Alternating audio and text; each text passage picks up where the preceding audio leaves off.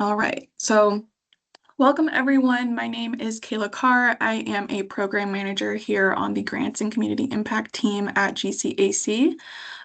Maybe you're familiar with some of our past programs like Neighborhood Arts Connection, Big Ideas, and even project support for organizations. Artist Projects was inspired by and created from those grants, alongside community conversations and roundtables that we hosted in 2023. So we heard a lot about how there was a desire for more collaboration and larger awards, even if that meant a more competitive process. If we can make sure to have our microphones muted, that would be great, just so everyone can hear. I think Katina, I think your microphone's on.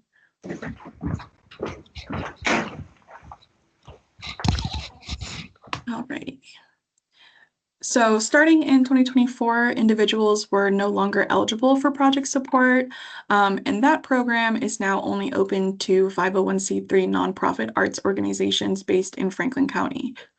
So in response to this change, Artist Projects was born and is now the program directed for individual artists or groups of artists to apply without the requirement of a nonprofit serving as their fiscal sponsor. So if you're attending this workshop on behalf of an organization, it's best to head over to project support guidelines, since that program is better suited for you. Project support is closed for 2026, but feel free to check out the guidelines that we do have available just for an idea of what we'll have in 2027. So with that being said, our hope is that Artist Projects encourages more networking, collaboration, and opportunities for artists to make their dream projects come to fruition. This workshop will cover the grant guidelines as well as the application process in Smart Simple. So please hold on to your questions until we take a pause for them later on in the workshop. So getting started, this is what our website looks like. Whenever you're sharing information about GCAC or if you're interested in our grant programs, we always recommend to start with the guidelines first. So to locate the guidelines, you'll head over to gcac.org. This is what the homepage of the website looks like. If the main image that you see is different, don't worry, you're in the right place, but the image does cycle through every time that you refresh the page. So it might look different when you hop on here, but you'll always find it at gcac.org. And then to find the guidelines, you'll look for artists up at the top or underneath the main tagline. And then you'll click on that and select funding for artists from the drop-down menu. You'll also see that the GCAC calendar is at the top right of the page, and you can click here to see important dates like grant deadlines and workshops. So after clicking on For Artists, this is what that drop-down menu will look like.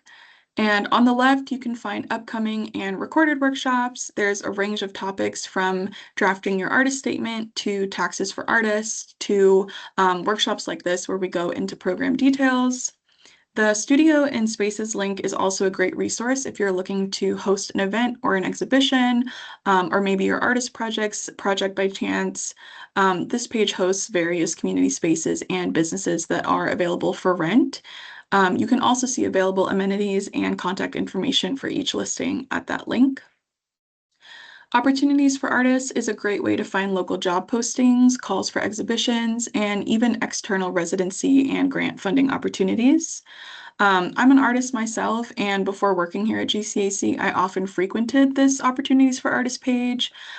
We try our best to keep it as current and up to date as possible, so it's a great resource. Also, if you have a job posting or a board opportunity or things of that nature, we can also accept submissions via a form to be listed on this page. So to move forward to funding guidelines, let's go ahead and click on the circled Funding for Artists, the top right. And once you click on Funding for Artists, it will take you to a page with all of the 2026 programs for individuals. This includes awards, fellowships, grants, and residencies. And then since Artist Projects was the first program that opened this year, it's at the very top of the list.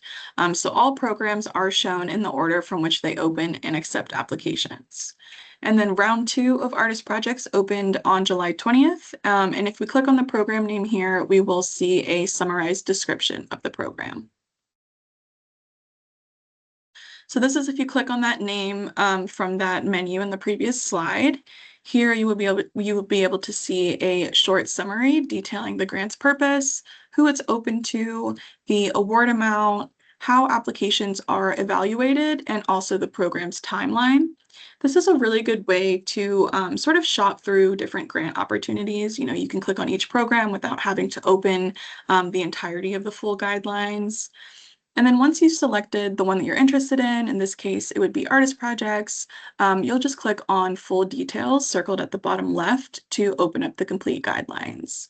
And if you're a little bit more old school, you can also download a PDF and print it out if you prefer to, you know, make notes and mark it up with pen and paper. There is that option available to you there. So once you're here, this is after you've clicked on full details. This is where you'll find all of the information regarding this program. So that includes eligibility criteria for both the applicant and the project. You'll see the staff contact. That's me. My name's kcarr. And then you'll also see a link to the application portal called Smart Simple.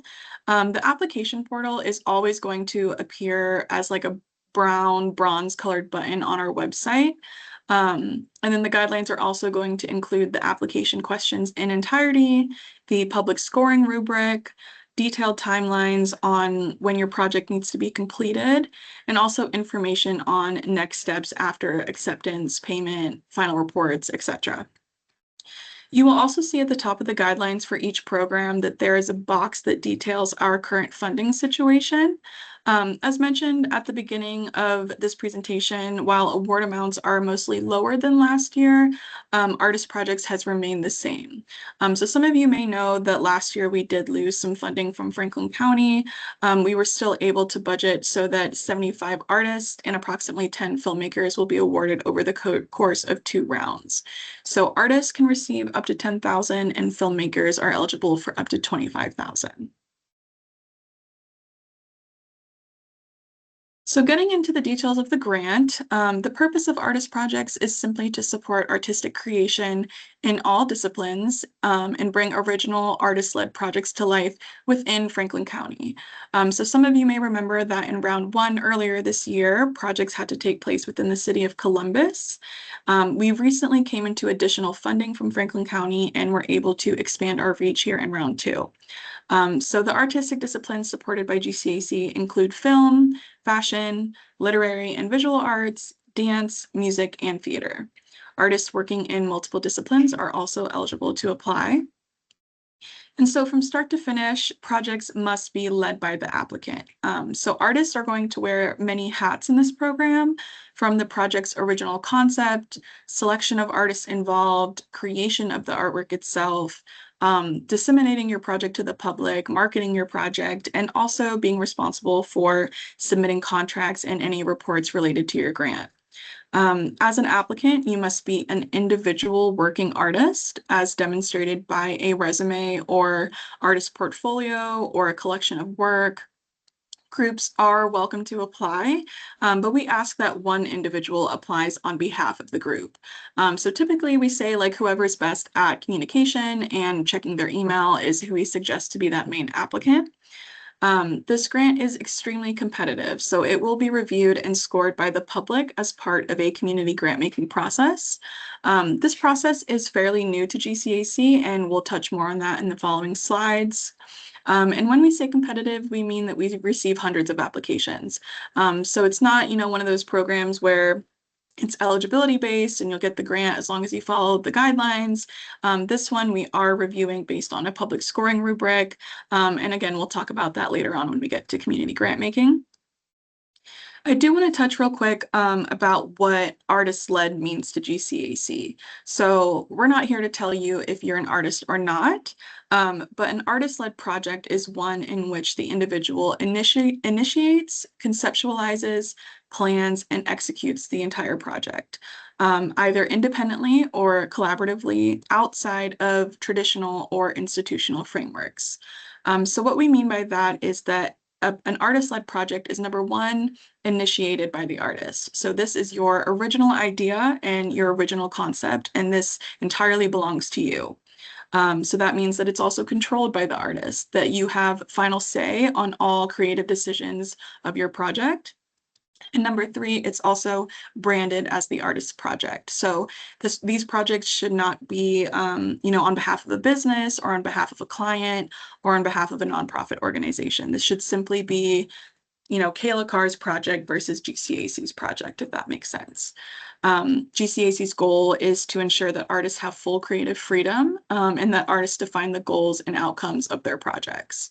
So if you're an artist and you submit a project like in response to a gallery or an organization's open call or invitation to exhibit, then this would not be considered artist-led because that exhibition is part of the gallery or nonprofit's programming season. So ineligible projects are externally initiated, and the opportunity is typically created by a venue or a business, an event producer, or an organization. And these projects are typically bound by curatorial direction and or structured programming. So additionally, any work funded by artist projects cannot overlap with organizations that receive operating support, general support, or project support. This does include most arts nonprofits in our region. We're not saying that you can't partner with them, like maybe they offer you like a space or maybe they offer you fiscal sponsorship. That's totally fine, but what we don't want is the nonprofit organization completely taking over the project. This should still be yours, and it's just an added addition to the programming that they already have going on. And then at the bottom, there's just a short timeline there. The deadline for round 2 is August 24th, and please get your applications in by 5 p.m. Moving on to the award amount, multiple awards will be given to artists at amounts up to $10,000, and filmmakers may request up to $25,000. So please note that we do have a larger budget for film because we recognize that the project budget and equipment needed to produce a film can sometimes be a lot more expensive in comparison to other disciplines. So film typically also has like a larger amount of people working on the production. However, filmmakers, you do not have to request that max amount if you have a smaller project budget. And then if you have a budget over $25,000, then you'll be asked to include additional sources of income within your budget. Your funds can be used for artist fees. This is to pay yourself or others involved in the project. It can be used on materials, any necessary supplies, space rentals, insurance. Maybe you need a ladder or a projector or some type of lift. Print materials, advertisements, digital advertisements, any types of marketing. Realistically, it can be virtually anything that you need in order to make this project happen. We see a wide range of projects, so we're not here to limit you on what these award amounts can be spent on. Basically, anything that you plan on spending the funds on, you'll just include that in your budget and you'll estimate those costs based on the research that you've done. So it's okay if like later on in the project, maybe you get something on sale or maybe you need to reallocate some funding to a different expense. That's totally fine. We just want to see that you're doing adequate research to have the closest realistic budget as possible. And then in the budget section on your application, you're also going to enter a line for each of your income sources. It is not a requirement to have an income source outside of the grant funds. We don't need you taking out any extra loans or credit cards. We're going to add someone to this meeting real quick.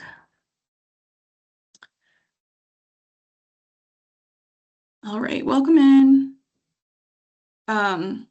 I was just saying it's not required to have an income source outside of the grant funds.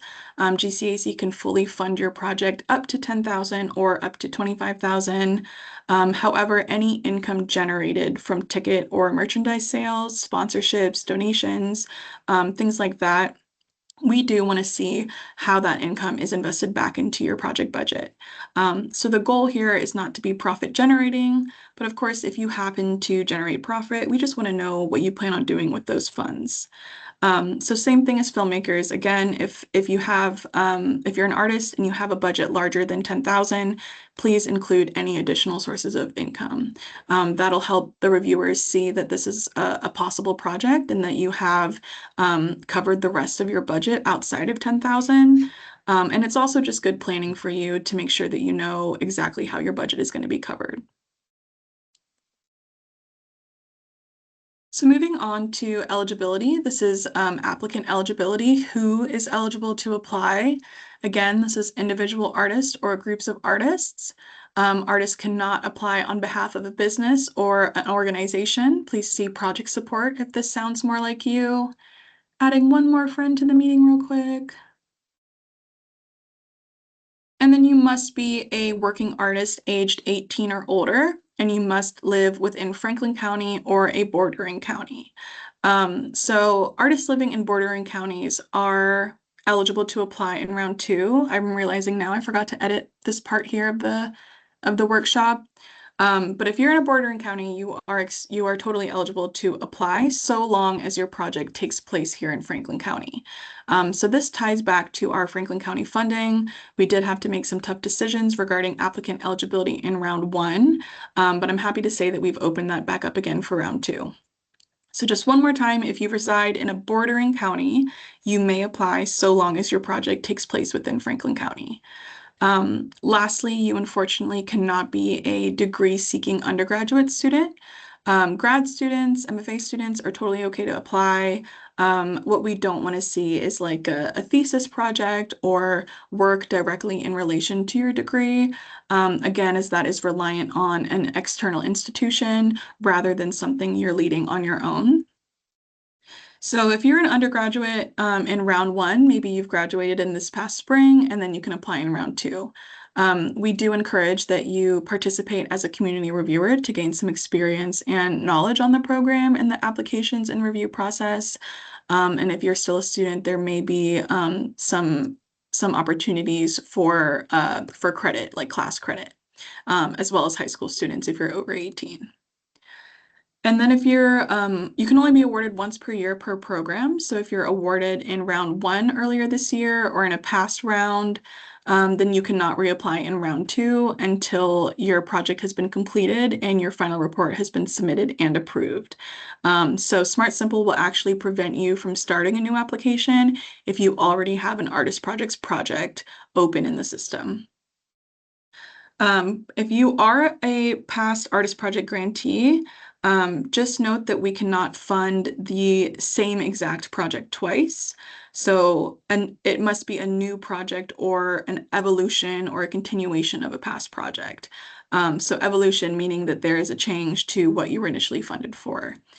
So I'll use like a music festival, for example. Let's say you were a musician and you applied in 2024 and you wanted to host a local music festival. And you finished that, submitted your report, and you're good to apply again here in round two of 2026. You can still apply for a project that is a music festival, but maybe this time it's in a different location, or maybe this time there's different musicians being featured. We just can't fund the same exact thing twice. So if this sounds more like you, feel free to reach out and we can talk about eligibility there. I just need to make sure that we have completely differentiated the projects. And then if you have applied in the past and were declined and you wish to apply again, we can also roll over your application within Smart Simple. You'll just need to make necessary updates and resubmit when ready. But like the meat of your application, we can totally roll over so that you're not having to type that out all over again. But you will have to change like project start and end dates and make sure that you're ticking off all the certification tabs. So moving on to project eligibility, this is what types of projects can you apply for? There are three key components to an eligible project. That is location, payment, and then a defined end result. So eligible projects may look like performances, exhibitions, installations, festivals, locally produced films or TV series, published works, records, art experiences, and community events where arts are at the core of the project. We left this intentionally broad because we know that artists have a lot of ideas. So as long as you're meeting these three eligibility points, then your project should be eligible. But please note that the end result does not have to be a large event. Artists are encouraged to conclude their projects in a way that makes sense for the public to experience the work. So an example there, I'll use literary arts as an example. Let's say that you just want to get a book published. If that book gets published and you're able to have it on a shelf at a local bookstore here in Franklin County, that is considered publicly accessible. So your event does not have to, be super large and have a million people coming to it. It can simply just be a book on a shelf at a local bookstore. So, the funds that we do have here are public dollars, public tax dollars. So we just want to make sure that we're investing back into our local community. Eligible projects are created and led by an artist or groups of artists that involve the creation of art and meet the following criteria. So again, number one, it is Franklin County. Your project must take place here in Franklin County. We do expect some of these projects to be shared far and wide. Maybe it's an album, maybe you're screening your film at a couple other festivals. However, it is the end result of the project itself that the public will experience that must be local. So as long, let's say you're a filmmaker and you get a film done, as long as there's some sort of end result or screening here in Franklin County, you're welcome to do whatever you want with that project after that criteria has been met. You may use the funds to travel or to tour, but a majority of the grant funding must be spent here on Franklin County production. So what's important is to ask yourself, how am I uplifting my own local artistic community? I encourage folks to think about how you can involve local artists and collaborators. If you're a musician and you have a connect in New York or LA, we're not going to take that resource away from you, but we don't want a majority of your grant funds to be spent outside of Franklin County. So it is okay to travel or to tour or to go elsewhere if you have those resources or if you need to film elsewhere. That is totally fine. We just want to make sure that your project mainly takes place here in Franklin County. When a project takes place locally, excuse me, when a project takes place locally, oftentimes it also generates patronage to surrounding restaurants, businesses, and more. This just helps show our public funders how the arts contribute to the overall ecosystem of Columbus and Franklin County, increasing foot traffic, turning spaces into destinations, and also benefiting the broader workforce and helping the city stand out, not only as a creative place to visit, but also to live. The second component is payment. I do see we got a question. I'm gonna hold off on that until we pause for questions. But I just want to let you know that I saw that, Alex. So I'm not ignoring you. I'm just going to continue with the presentation until we take a break. The second component here is payment. The following questions fall under this category. Number one, is this a solo project? Are you paying yourself? Two, how many local artists are being paid and engaging in the project? And three, how many artists will be paid total? So keep in mind, any additional sources of income are not a requirement, and GCAC can fully fund your project up to $10,000 or up to $25,000. And then awards will also be given at all or nothing. So no changes will be made upon approval. We're not going to rehash your budget if you score a certain amount. We'll ensure somewhere in your budget when we go to review it, we'll ensure that there's a designated payment to artists involved. This can be yourself as the project lead and or payment to other artists creating work for your project. So the reason that we're doing award amounts at all or nothing is simply because if you request 10,000 and we only give you 5,000, then we're not confident that that project could happen if the budget you're telling us is 10,000. So we're going to give you exactly what you request if you're awarded. And I'll speak from personal experience here. I think I'm a visual artist, and I think that a lot of artists, or at least in my past, I've missed the point to pay myself for my time because I really just wanted to see the project happen. So maybe in a lot of instances, we're willing to lessen our rates or bypass payment altogether. or put it, on a credit card or something like that. So I strongly encourage artists to pay themselves for their time on these projects. You can establish a rate via your own research, but unfortunately, we cannot make suggested payment amounts because what works for one artist might not work for the other. So we encourage industry standard payment amounts as relative to your budget. If you have a project that pays a lot of artists, then maybe it just looks like a smaller stipend to each artist versus a large amount to one collaborator. So we trust that you'll do this research and pick what's best for the artist that you're hiring. And then lastly, this is that defined end result. This is the part that we left intentionally broad, and really the only requirement is that the project must end with art that the public can experience and digest. So again, this does not have to be a large-scale event. There has been some confusion about this in the past, so I just really want to emphasize that the defined end result can look like a bunch of different things, and that it should make sense for whatever suits your project best. So it can take shape in the form of performances, exhibitions, festivals, published works, art experiences, etc. Online projects are also eligible, but maybe think about how access is part of that project. Not everyone might have access to the online or to social media. So just think about what might be the most compelling version of this end result. Reviewers will be selecting projects based on what they personally want to experience. So try and ask yourself what you would want to see as a member of the public, as an arts appreciator, and as someone who's also sharing space here in the same arts community. Applicants should be asking themselves things like, why this project right now and why local? Who does this project serve? Whose story is being told? And does my project demonstrate artistic, community, and/or cultural value? This is the timeline. This is a screenshot taken directly from the guidelines. Please write it down or take your own picture and add it to your calendars.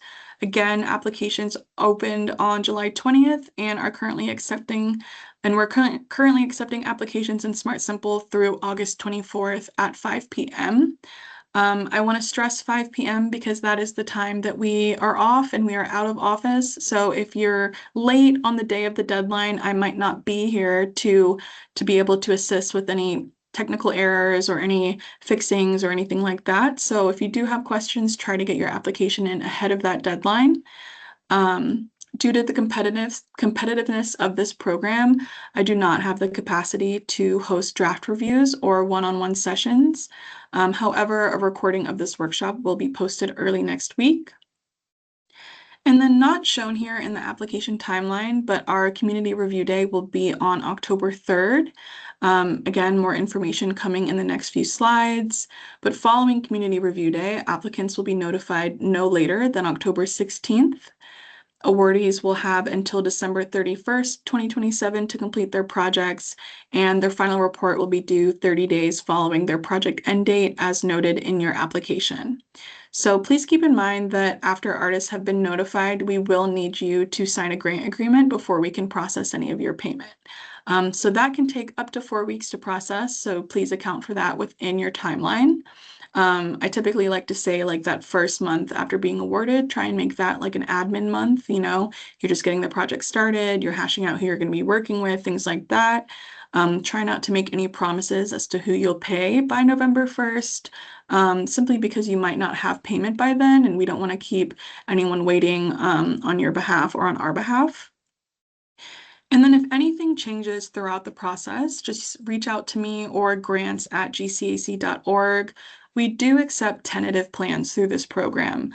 So if project dates change or if there's any major changes in your budget, then we would appreciate being notified as soon as possible.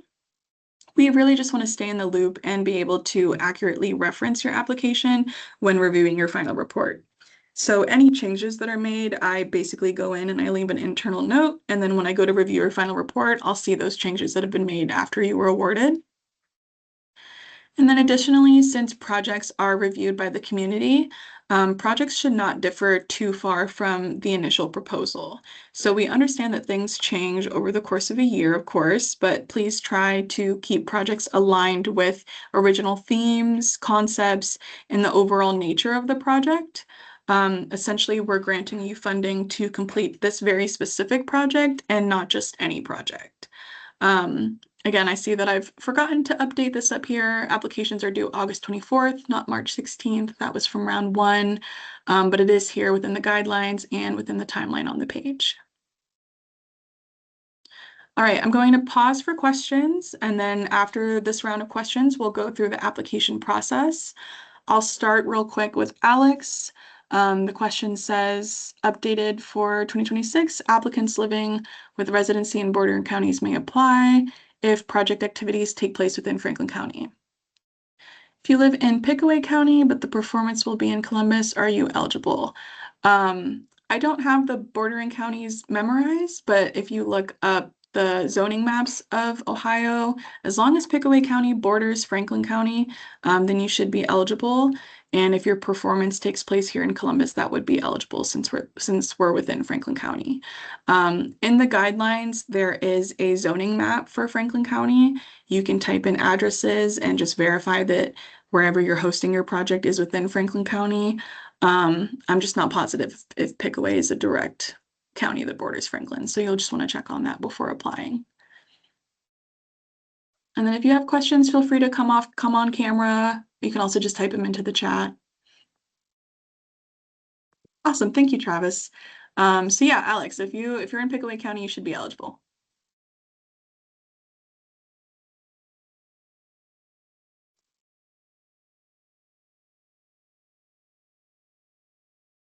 Thank you, Francesca. Have a good day.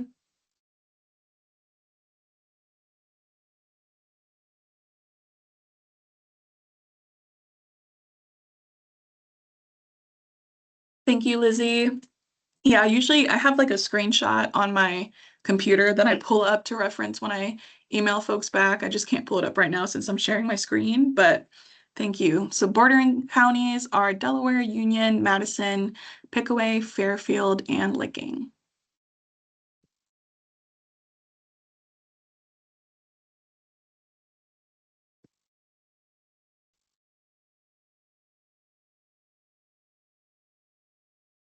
All right. I think that, or I see someone's typing.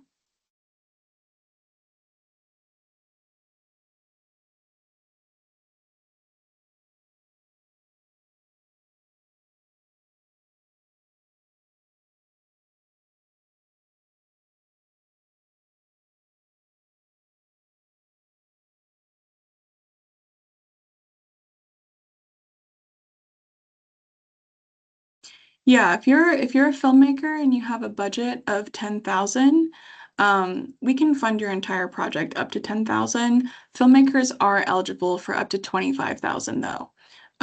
So if your budget goes over 25,000, then we want to see additional sources of income for the rest of your budget. So 10,000 we can fully fund for filmmakers, 25,000 we can fully fund. Anything over that is when we want to see additional sources of income. Essentially, if you come to us with like $1 million budget, we'll be like, well, where's, the rest of that funding coming from? It just kind of helps see that you've got those plans in place.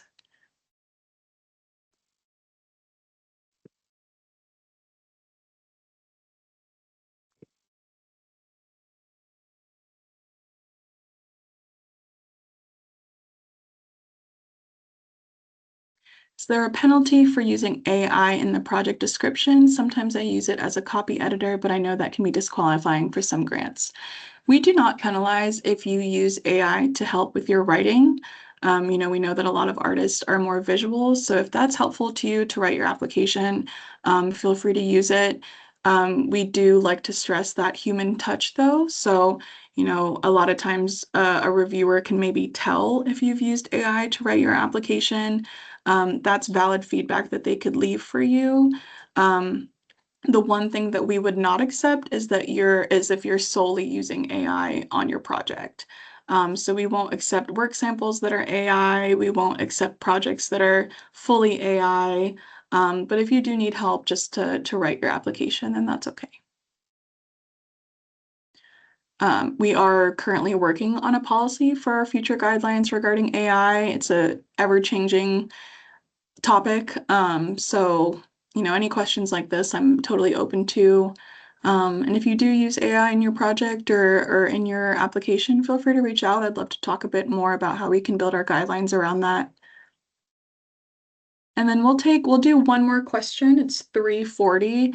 And then we'll pause again at the end of the next step of the workshop to go over any other questions. Hey there, is there? I figured I was just typing, but like I Yeah, don't that's know if fine. it'd be easier for me to just say. Yeah. So I was really asking about if I've already compiled like some of the components for the film Mhm. that we're working on, when I'm submitting the budget, would I include so like I'm requesting the 25 for the completion of the project, but Mhm. for the entirety of the budget for the project, should I include the budget that we had to have in order to compile what we already have right now as well? Got it. So in the application, the budget that you'll be submitting within the application, just focus on where you'll be spending the grant funding. So if it's just on post-production or if it's just on a specific part of the project, that's what you'll keep in that budget. And then your overall budget for the entire film, if you want to include that, you can put that in the optional upload section. So essentially, we just want to know how grant funding is being spent. But if you want to include a more detailed budget for the overall project, you can include that in the optionals. And if a reviewer is interested in knowing more, they can open that and have that as context. Does that make sense? Nope, that makes sense. I Okay. appreciate it. Yeah, Thank for you. sure. For sure. Okay, I'm going to move on with the presentation, and again, we'll pause again for any other questions after this. All right, so this is what the application portal looks like. You can find it at gcac.smartsimple.com. So the difference between gcac.org and Smart Simple, they're two different websites. One is where we host our guidelines, our organization information, and just details about GCAC itself. And then Smart Simple is where you will actually be submitting and working on your application. So again, this is a different website. You won't find the application on gcac.org, but we do have the application portal linked within the guidelines and elsewhere on our website. It's always going to be like a bronze colored button. You'll see it underneath the staff contact photo. You'll see it at the top right of the guidelines, and you'll also see it within some of our drop-down menus. So from the guidelines, you'll just go ahead and click on application portal, or you can type in the URL into your browser. And then this is what that homepage looks like. So this is, if you've ever received funds for artists or a mural grant or something like that in the past, then you'll already have a login here unless it's been some time. So profiles do get deactivated if you're inactive for a certain number of years. And then if you're new to the portal, brand new to Smart Simple, you will need to register for a new account.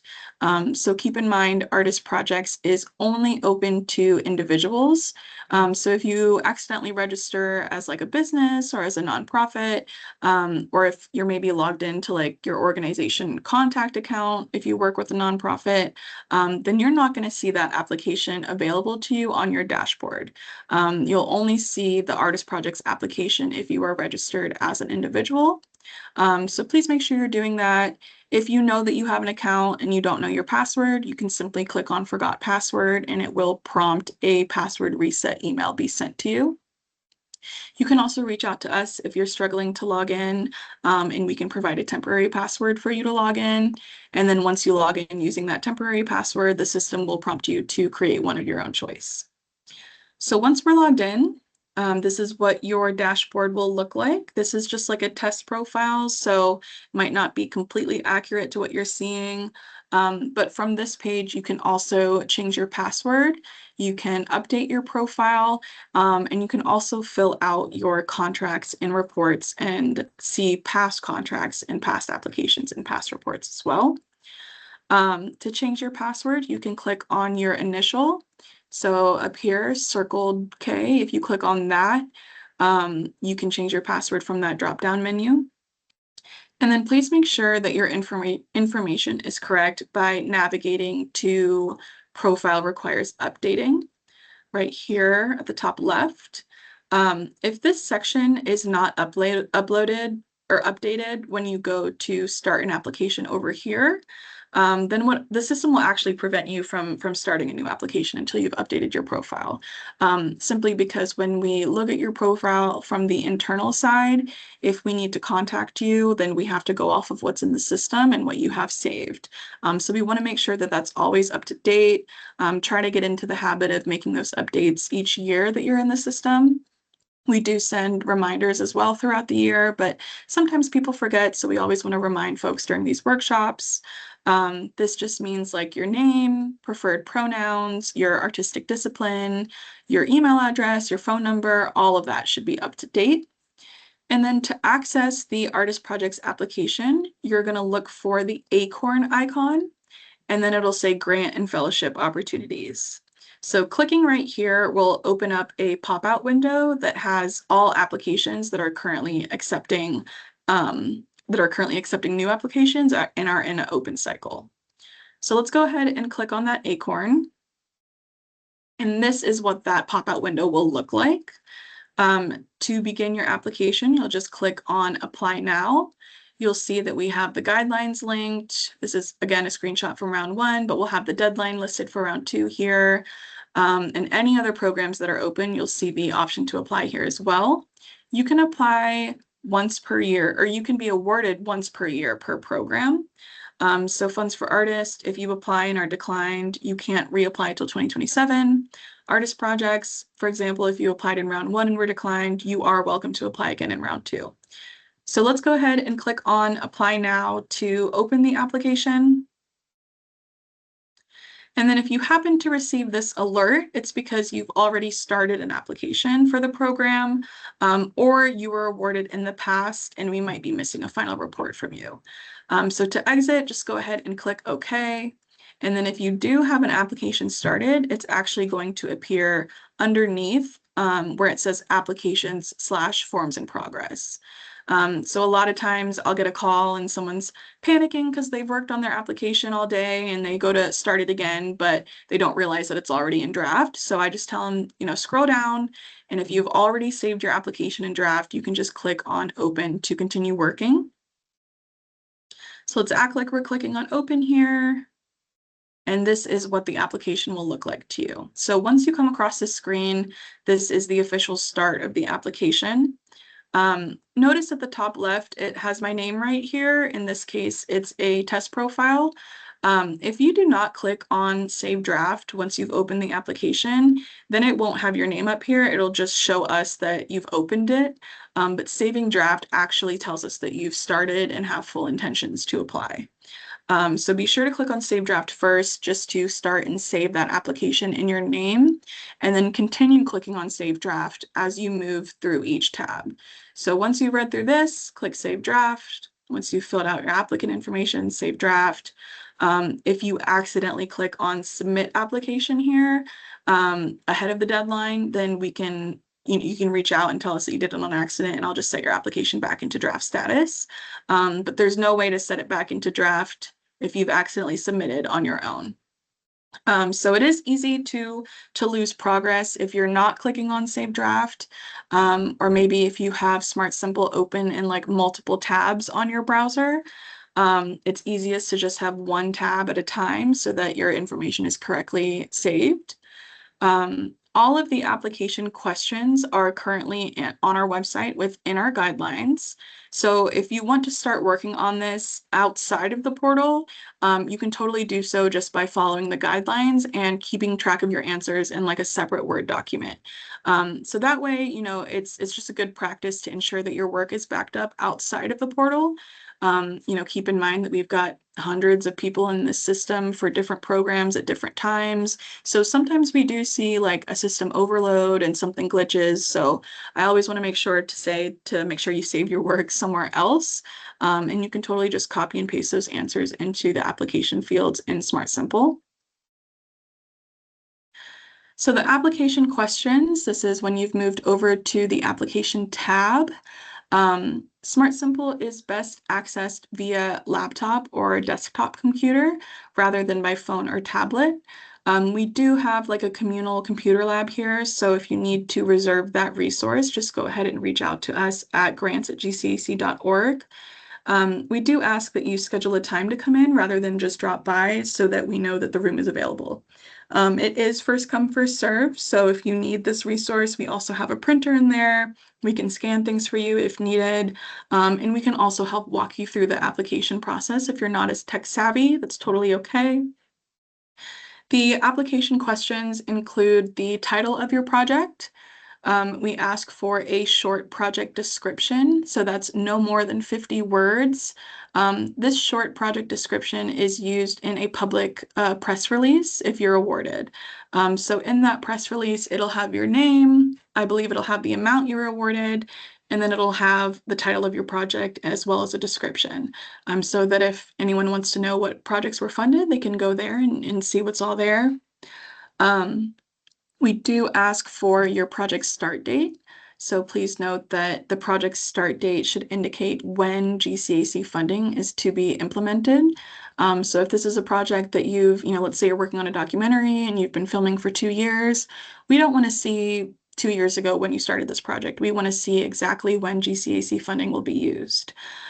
So project start dates that are prior to November 1st, 2026 are considered ineligible because that would be considered a reimbursement. So this is future expenses. This is all future funding if you are to be awarded. We ask for a project end date. Your projects can go through December 31st, 2027. If you're thinking past that date, again, we do accept tentative plans, but try and do your research so that your project can come to the end, can come together by the end of 2027. Sometimes we do see projects extend a little bit past that year, but that's not the goal here. So if this is a project that you're planning for 2028 or further on, then maybe wait to apply until 2027 because that timeline will have shifted forward. We ask if you're applying as a filmmaker, you'll just check yes or no. If yes, we do ask you to put your grant request amount there. Again, applicants of all disciplines may request up to 10,000, but only filmmakers can request up to 25,000. And then later on in the screen, if you scroll down here, the other questions you'll see are, is this a solo project? Remember, projects may be solo or they may be group projects. If it's a group project, then one person will apply on behalf of the entire group. We ask how many local artists will be paid as part of the project. And then we ask you to tell us about the original project that you'd like to bring to life. This is where you will provide like a rough timeline from planning to execution. However you want to break that up is totally cool with us. You can use bullet points. You can sort of just list things out. You can break it down by dates. And then if it's a continuing project, we want to know what the update is or how the work has evolved or what this new version of the work is. We ask how this project aligns with GCAC's Inclusion, Diversity, Equity, and Access statement. We do have that statement linked within the guidelines. We ask who you're engaging with as part of the project, what other artists, what venues, what spaces, are there any community members or nonprofit partners or collaborators? You don't necessarily have to use this section to name drop or to list exactly who you're working with. Again, we do accept tentative plans, so we don't want you to have to reach out to certain spaces and make promises before you're being awarded. This is all just what your goals are. So it's okay to list things if you have a specific idea there, but if you need to be a little bit more vague, that's okay too. Another thing is that reviewers may not know artists or certain spaces by name, so you'll want to provide a little bit of context as to why you're choosing to work with these people, why you're choosing these collaborations. We do ask what is innovative about your idea. So what makes you excited about this project? Is this a project that we've seen before? And then we ask what the end result expected at the completion of the project is. So this is really just like how will the public experience the work once you've completed the project? And then lastly, we ask you to touch on your experience. So what experience do you have leading this type of project? So again, this is just kind of where you talk about your current arts practice and how those skills will transfer to this project specifically. And then moving on to the budget tab of the application, please look out for these gray instructional boxes here. A lot of times people don't read those fully and end up entering their budget amounts wrong or end up getting stuck on the budget tab. These boxes here will help guide you as you enter your budget information. So you're going to click on the brown button here that says Add/Update Budget. And then this is where you should be thinking about all of your costs related to your project from start to finish. So this is where you'll think about venue rental, marketing costs, print materials, contractors, insurance, supplies, artist fees, etc. And again, back to Matthew's question, if the project surpasses your max award amount, so over 10,000 for artists in any of our disciplines other than film, and then over 25,000 for filmmakers specifically, this is where we'll ask you to note additional funding sources. Simply because we just want to make sure that you have that covered since GCAC can only fund you up to those certain amounts. And then after you add or update your budget entries, again, you'll click on Save Draft to update the display. So this is what that looks like when you clicked on the Add/Update Budget button.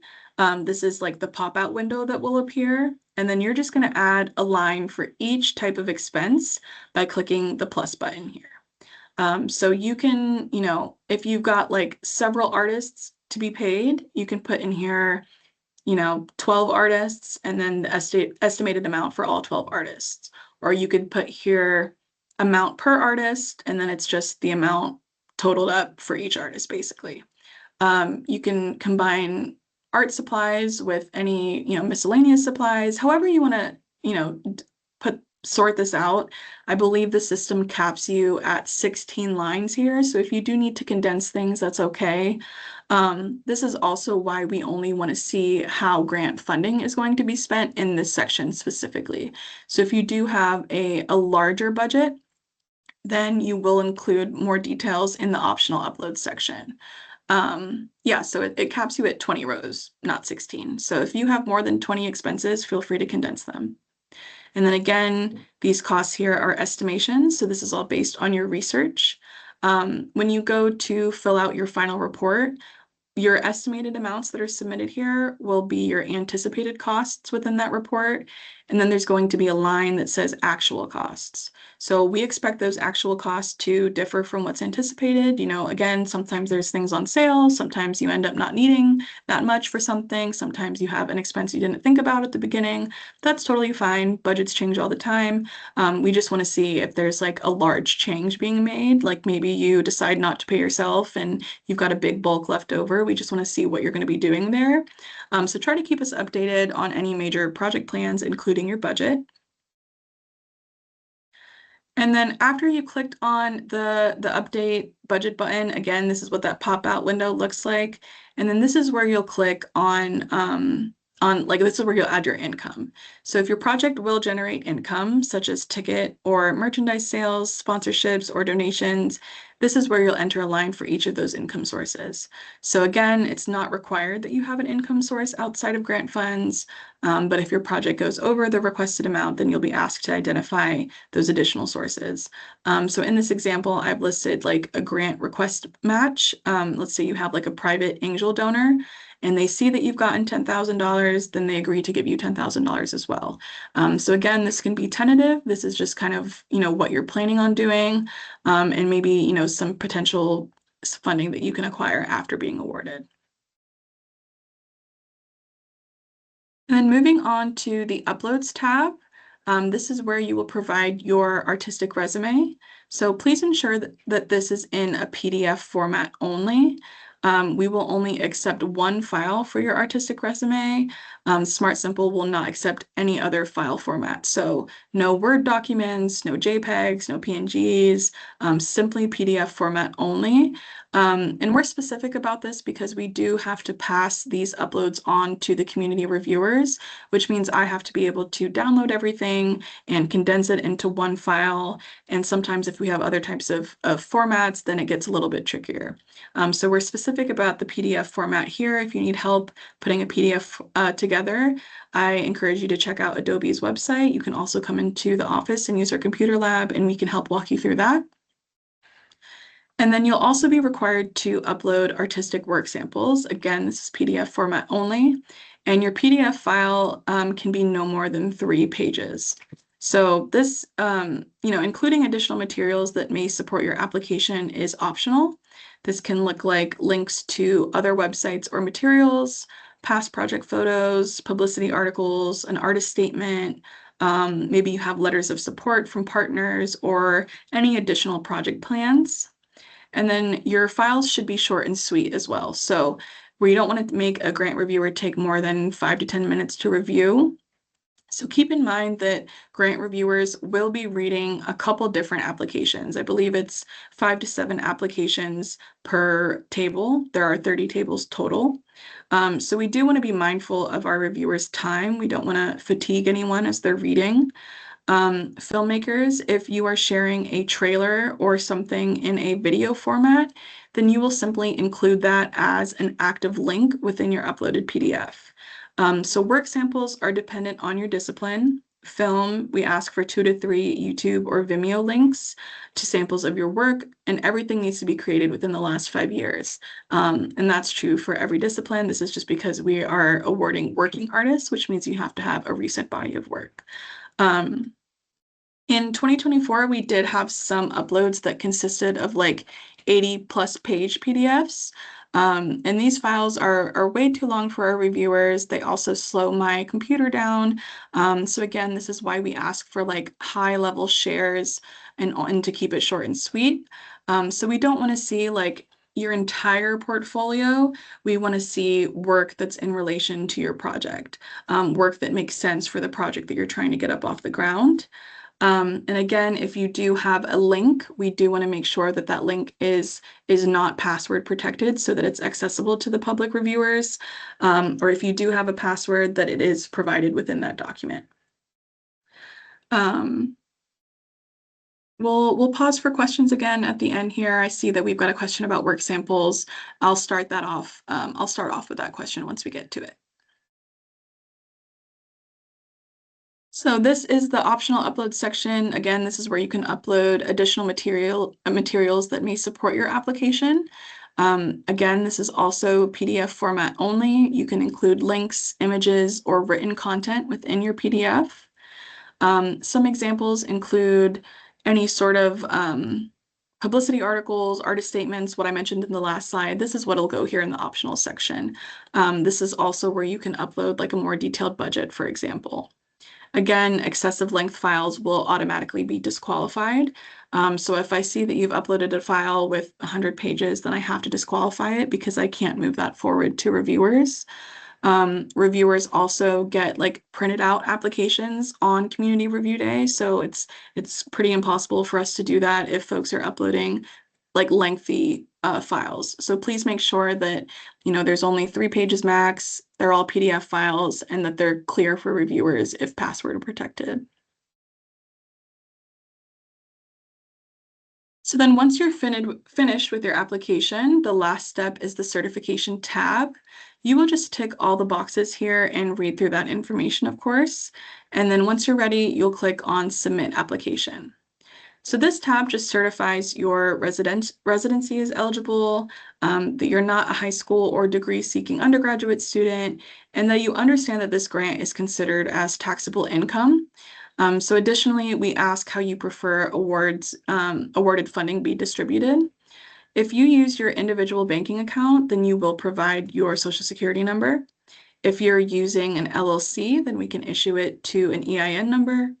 And this is simply for 1099 tax purposes here in the certification tab. So if you're using a fiscal sponsor, you may have some limited tax responsibilities, but it is recommended that you contact a tax advisor to discuss any sort of tax implications related to any grant or award provided by GCAC. I cannot legally provide you with tax advice, so that's why we say reach out to a tax advisor.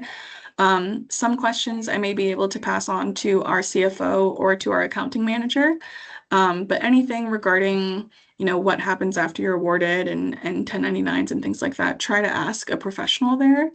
And this is true for all of our grants. If you receive $2,000 or more from GCAC, you will be mailed a 1099 for that following tax season. Again, if you happen to accidentally submit your application down here before you are done working, you'll just have to reach out to me or grants@gcac.org so that we can reset this back into draft status for you. Artists are responsible for submitting their applications themselves, so I cannot accept submissions outside of the portal via email or if they're late. And that's simply because I cannot go in here and check these boxes off for you. So if you miss that 5 p.m. deadline and you can no longer access the application in Smart Simple, unfortunately, there's nothing I can do at that point. But if we're still within the open cycle and I have to set it back into draft, I'll just ask you to make any changes and make sure that you're ticking off your certifications and submitting. So just keep that in mind. I am not able to submit applications on your behalf. And then if you would like to note something within your application, then you can come to the left-hand side and select where it says notes. This is really no different than just emailing us, but we understand if you want to have these notes specifically tied to your application. So to add a note, you'll just click on the plus sign button here where it says new note. And then underneath that, you'll see where it says type and you'll select note to council. And then in the content, you'll just type whatever you need there and click save. So once you hit save, then that comes to grant staff and we'll see your note and we'll either reply directly within the notes field, or if it's a longer note or if it's a longer response, I might just reach out to you directly via email or phone. Application notes are mostly used to leave notes for anyone else working on your application. So this is more common for organizations working with a grant writer than it is with individuals. But just keep that in mind. Leaving a note will contact grant staff. It's virtually no different than emailing us. So if you want to email us because that's easier, that's totally fine too. Just make sure that you click save so that we see it. Because if you accidentally hit cancel or anything like that, it'll totally go away. And then moving on to what happens after submitting. To ensure that proposals meet the basic eligibility criteria, applications and supplemental materials will be reviewed by grant staff members. So I'm not here to score applications. I'm not here to provide feedback on them. I'm simply here to screen applications for eligibility. So that means artist and project eligibility. This is where I look at your resume. This is where I look at your work samples. I check your project start and end dates, and also the completeness of your application. I'm sorry if you can hear a vacuum right now. We do have our cleaners in office right now, so hopefully you can hear me over this. If anyone needs me to be louder or clearer, feel free to come off the mic and let me know. So when it comes to completeness of an application, it is important to note that 1 to 2 sentence answers may be seen as an incomplete application. So the strongest grant applications tend to provide reviewers with a 360-degree view and a 360-degree description of themselves, not only as an artist, but also in addition to your detailed project plans. So due to budget constraints, no more than 90 applicants will be considered in each round. So although we receive hundreds of applications, once we've reviewed what's eligible and what's complete, all that's eligible will be sent on to a panel of 30 to 40 arts administrators and leaders to determine that final 60 to 90 applicants. And then those 60 to 90 applications will be sent on to the community review process. So there's a tier 1 review, or there's an initial screening, that's GCAC staff. And then there's the tier 1 review, that's the arts administrators and leaders. And then there's the finalist reviews on community review day. So these initial reviewers, the 30 to 40 arts administrators, will be assessing applications based on the following questions. The first, is the application thorough and well thought out? Will a community reviewer have enough information to make a decision on this project? Does the application fall under the definition of compelling? And is the project innovative? So does it go beyond the artist's normal practices and opportunities? And lastly, will the artistic end result benefit the community who views, reads, attends, or engages with the art? And then after you've submitted, again, this is the review and scoring process. This one, we're specifically talking about community review. Community grant making is an evaluation tool that has been in use for decades across the globe. We all know that applying for grants can be an intimidating task. So by introducing a community review process, we are shifting those power dynamics that are inherent within institutions and funding environments. So GCAC staff will train community reviewers and guide like the logistics of the process. However, scores and funding recommendations are going to come directly from the community and not GCAC staff or board of trustees. So applications that move forward to Community Review Day will be scored out of a total of 40 points, 10 for each category. And again, in the guidelines, you will find a link to the public scoring rubric as well. The public scoring rubric is what's going to be on the table on Community Review Day. We have these big 11 by 17 laminated rubrics, and that's what groups are using to score applications in real time while they're trying to reach consensus on your application. So we do have this linked within the guidelines, so you're able to reference it as you write your application. I think it's a great resource because it helps you start thinking about what reviewers will be judging your application on.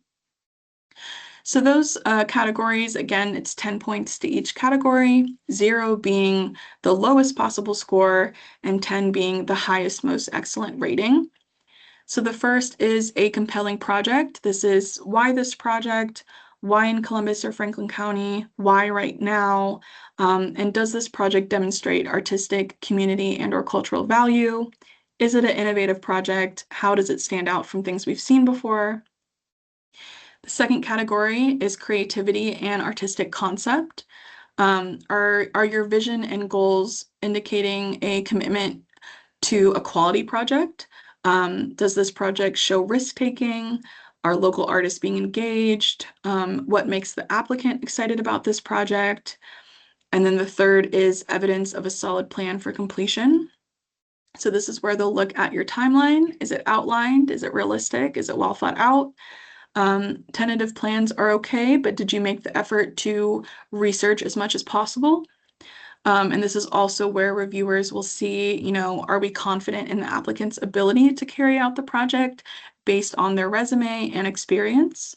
And then also, is your project budget reasonable? So remember, we had a few questions about traveling and touring and like how much to pay yourself.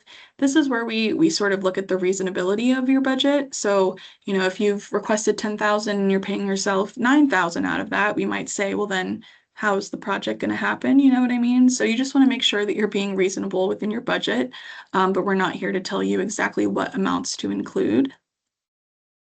And then lastly, we do have that benefit to the public who will engage with the completed project. So is this a broad-reaching benefit to the community? Is it promoted in the community?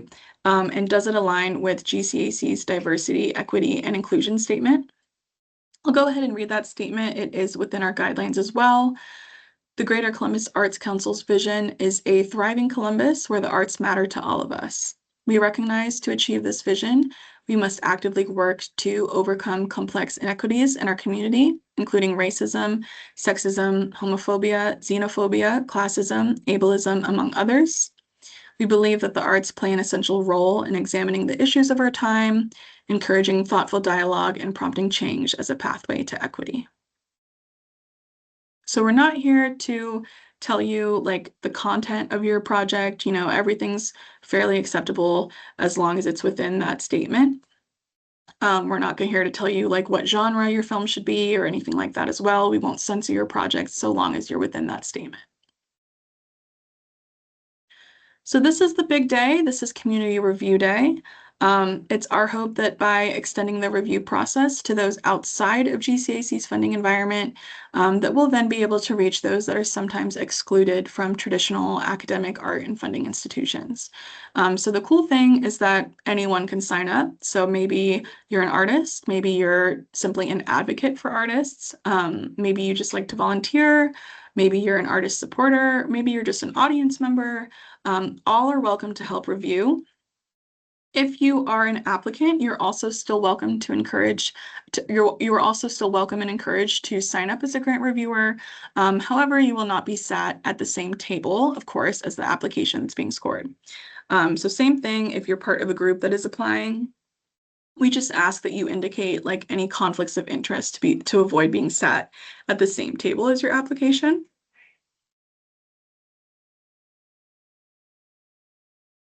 And then, as mentioned, GCAC will train and guide the logistics of the process so that we can make sure that the day is as smooth sailing as possible. So interest forms opened on July 20th, the same day that the applications opened, and they will close on August 21st. And then once interest forms close, selected reviewers will be sent applications no later than September 21st. They will have from then through October 2nd to do their homework. So that is reading, evaluating, and scoring assigned applications from home. Community reviewers are not in Smart Simple. They are simply just reading the applications that are sent to them as PDFs. And then they're making notes, either on printed out copies or they're making notes within the provided note form that we sent out. And then basically you'll just come to Community Review Day on October 3rd, having done your homework and being ready to engage in discussion. So this year, Community Review Day will take place on October 3rd in person at Columbus State. This is a mandatory event for anyone who is interested in reviewing. It'll take place between 10:30 and 2:30 p.m. We will go over just the logistics of the day at the very beginning. This does take place at Columbus State Community College. GCAC staff is there. There's a lot of folks within the community there. It's a great way to meet new people. It's a great way to make new friends. One of my favorite things is at the end of the day when we wrap up all of our scoring is seeing folks taking pictures with one another and exchanging social media handles, things like that. It's just a really great way to connect with our community if you've been looking how to get involved or to learn more about GCAC. And then again, to help navigate bias on Community Review Day, each table will have a mirror table with the same applications. So there are 30 tables with 10 seats at each table, so that's about 300 reviewers. Tables 1 through 15 will be the same as tables 16 through 30. So if table 1 has really strong feelings about an application, then table 16 is there to sort of offset that bias. So in your reviewer training, we do go over what personal bias is and how to stray away from that, both good and bad biases. But we also collect demographic information and interest forms so that as we're sorting these tables, we're representing different races, genders, work experiences, educational backgrounds, veterans, all of that. So we do ask for a lot of detail in these interest forms simply so it's easier for us to sort these tables and make sure that we have plenty of different perspectives at the table as well. So this is after you are awarded. Take a moment to pat yourself on the back, of course. This is an extremely competitive program. And being awarded is not something small. Definitely make sure to celebrate yourself and the work that you've put into this application. You will receive notice via email regarding award or decline. And community reviewer feedback is also going to be available in your notification email. So again, this is why it's very important to ensure that your personal profile information is up to date. I would hate for you to miss a notification, so please make sure to check spam or junk folders around October 16th when notifications will go out. You can also just add grants@gcac.org or kcarr@gcac.org to your contact list, and sometimes that helps with what gets sent to your spam and junk folders. And then if you're awarded, you will have a contract waiting for you in Smart Simple under contracts to complete. We absolutely need the contract signed first in order to pay your grant out. So if you're working with a fiscal sponsor, Once you get that contract, you can invite your fiscal sponsor to that contract, and they'll sign on behalf of you as a grantee. All fiscal sponsor communications must take place between that organization and the grantee. GCAC does not get involved in any disputes. We cannot be mediators. So we're only in contract with that fiscal sponsor regarding your funding and not the project tasks itself. So if you have any questions about fiscal sponsorship, we can typically make recommendations as to what organizations we've worked with before. You are welcome to work with any local nonprofit as your fiscal sponsor. It does not have to be an arts organization specifically. I'll use Star House as an example. They're a fiscal sponsor for a project that was awarded in round one. So as long as they're a local nonprofit organization, then you should be good to go. And then once your contract is signed and approved, payment will be issued at that point, though it may take us up to 4 weeks. So remember, we've got several programs, we've got plenty of payments to pay out, and our finance team is a small but mighty team of 2. So we do ask for any grace that you can extend during busy seasons around award amounts or around award dates. Please account for this payment processing time within your project timeline, just to ensure that there is no issue. Remember, your project can start as early as November 1st, but it's possible you won't receive the first payment until a few weeks after that. We always do our best, but I just say this to inform you of what we might have going on at that time. All grantees are required to submit a final report 30 days following your project end date as listed in your application. Please do not submit your report until your funds have been exhausted and your project has been completed in a way that is accessible to the public. So unfortunately, if I see that you've submitted your report, but the project hasn't been finished yet, then I will have to mark that report as incomplete, just since you haven't met all of the project's criteria. If you end up needing to extend your project end date, just communicate that to me ahead of your report's deadline. And also, I want folks to know that it's okay to fail. Like, it's okay to not get a project completed. Let's say that you've spent your entire $10,000 and the project is still not finished. You could submit that final report and talk about the challenges that you faced, and we can either work out an extension so that you can complete the project, or we can just rescind the remaining grant funding. So you are paid 90% upfront, and the remaining is 10% following the approval of your final report. If you don't want to continue the project and you don't want to extend out your timeline, then we'll just ask that you submit the final report and we'll hold on to that remaining 10%. Lastly, there is a requirement of a publicity and donor acknowledgement. This can simply be like a social media posting thanking GCAC on Facebook or on Instagram. Or if you are not on social media, you can also just thank public funders via letters or emails to the Columbus mayor, city council members, etc. And then you can find like mailing addresses and more information within our Appendix A on our website, and it'll also be linked within your contract.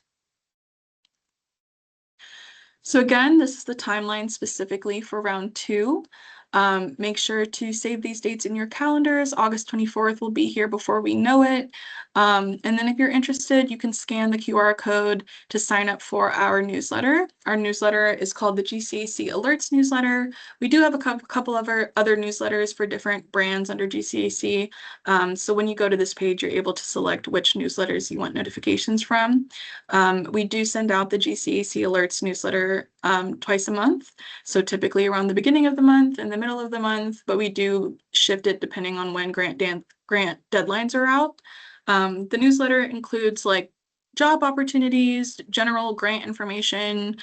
Sometimes it's information on the Columbus Arts Festival. Sometimes it's fun facts about GCAC. I definitely recommend signing up for the newsletter. There's a lot of valuable information in there.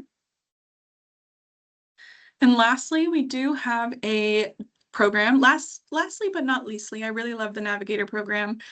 This is a program where the goal is to increase outreach to new artists, and especially those from historically marginalized or underrepresented communities. So the photo that you see here is of our current cohort. All of those folks work in different disciplines, and they're local to Columbus or Franklin County. Each cohort lasts for about 2 years with GCAC. You can scan the QR code to see the names of each navigator. We also have their artistic disciplines listed, as well as their contact information and like a short bio about them. This is a great resource if you want someone to look over your application, because navigators are trained on all of our programs. So they should be able to answer questions just as well as me or any other GCAC staff member. Um, this is also a great way, like if you reach out to me and you're like, I want to talk to someone who specifically is a theater artist. Well, then I can say, okay, go ahead and reach out to Scott Clay. He's one of our navigators, you know. So I'm a visual artist. A lot of my knowledge comes from being a visual artist. I might not have all the answers for a theater artist, so I like to pass it on to the navigators for that reason. Same thing with filmmakers. We have filmmakers that are part of the Navigator program who have won Artist Projects grants before.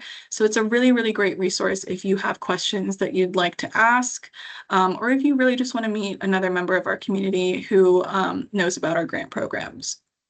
So the main pillars for the Navigator program are awareness, education, accessibility, connection, growth, and response. So their jobs are to introduce new artists to GCAC, to share GCAC resources, to increase community knowledge of drop-in hours, the computer lab, any translation or interpretation services that we have, one-on-one coaching. If you do have a disability and you'd like to work with someone, we do have a connect with Art Possible Ohio. Her name is Lori Esposito. She's great. She can help you with your application and we can help you get in contact with her. The other pillars are connection. So that's building trust through meetings, attending events, asking for feedback, listening to the needs of artists, and also calling and emailing artists to appreciate their work in the community. Growth, this is to help increase the number of artists who attend workshops, who apply for grants, fellowships, or connect with GCAC. And response. So this is based on Navigator and community artist feedback. This helps staff adapt guidelines. This helps us with our grant programs, workshop offerings, accessibility plans, and our inclusion efforts. So please take advantage of the Navigator program. We do say goodbye to this current cohort in December. And if you're an artist interested in the Navigator program, we will have applications for the 2027-2028 cohort available sometime in October. So it'll come after Community Review Day, but I'll make sure to talk about it at Community Review Day in case we see some of you there. You do have to fill out an application, and we do go through like a screening process for this program as well. But this is a wonderful program, and I hope you guys take advantage of it. And that is pretty much it for our workshop. This is the last slide that I have for you. You'll see our website and our application portal there, as well as the grant staff and my own personal contact information. So I just want to say thank you to everyone who has attended, and we'll move on to questions now. It is 4:30 p.m. and this workshop's over at 5, so we do have time for any Q&A. I'll start with what's in the chat, and then we can simply just move on to, coming off mic or coming off camera. It's totally up to you guys, whatever we're comfortable with. Just a reminder that we are still recording, so that when we upload to our website, folks can get to see the answers to some of these questions as well. So I'm going to start with Kristen's question. What if we're performing artists and our examples of work are videos? How should we represent that? So if you've got videos that you want to include, you can simply upload those videos to YouTube or Vimeo or any sort of host site. Sometimes we see Google Drive, and then you'll just include that link within your PDF that you submit. You'll just want to make sure that it's not password protected, or that if you do have a password on it, you're providing that password to the reviewers. Kristen, do you have any questions there? Did that answer your question? Thank you, Matthew. Have a good night. That answered it. Thank you. Yeah, of course. All right, I'm going to move on to Lizzie's question about the income and revenue section. This is where we would put potential crowdfunding. Yes, this is where you would put that. Yeah, any additional income that you might receive, you can include there. Will those who did not make it into the 60 to 90 applicants be notified? So all applicants are notified at the exact same time, regardless of how far you get into the process, simply because we receive hundreds of applications. So in order to be equitable, we want to make sure folks are being alerted all at the same time in one go. So unfortunately, if you don't make it to October 3rd, you wouldn't know until October 16th when all awards and declines are sent out at the same time. And if you don't make it to Community Review Day, if you don't have feedback on your application, sometimes those notification emails won't have any feedback. Sometimes that can be an indicator that you didn't make it to the community review process. And in that case, if you did want specific feedback on your application, feel free to reach out to me directly. And if you can provide me with like 2 to 3 points or specifics that you'd like feedback on, I'm happy to provide that myself. We just want to make sure that it goes to the community first, and that's the initial feedback that you may receive rather than directly coming from me from the get-go.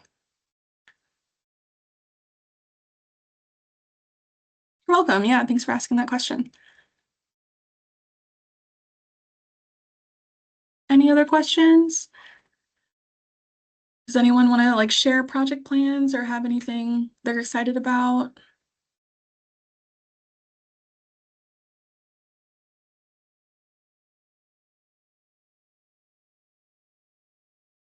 This was really helpful. Thank you. Yeah, absolutely. I'm I glad. would say I feel like the process is a little more, a little less, I don't know, convoluted now. I feel like it's been demystified. So I Oh, that's appreciate great. that a That's lot. awesome. Yeah, that's awesome. Yeah, I'm in this program all year, so to me it's second nature at this point, but I can totally see how this would be intimidating if you've never applied before. So I'm glad you found it useful. Yeah, no, it's great. Well, and I just recently heard about it too. So I was like, oh man, all right, pedal to the metal for the last, 10 days before it's due. Yeah, you got it. I believe in you. Oh, well, thank you for the encouragement. Absolutely. All right, I see Travis's. Oh, yep. You're so welcome. I thought you had a question, but you're so welcome. All right, if we don't have any more questions, I'm gonna give it like another minute or so. I can go ahead and stop the recording as well if someone wants to ask something privately. That's okay too.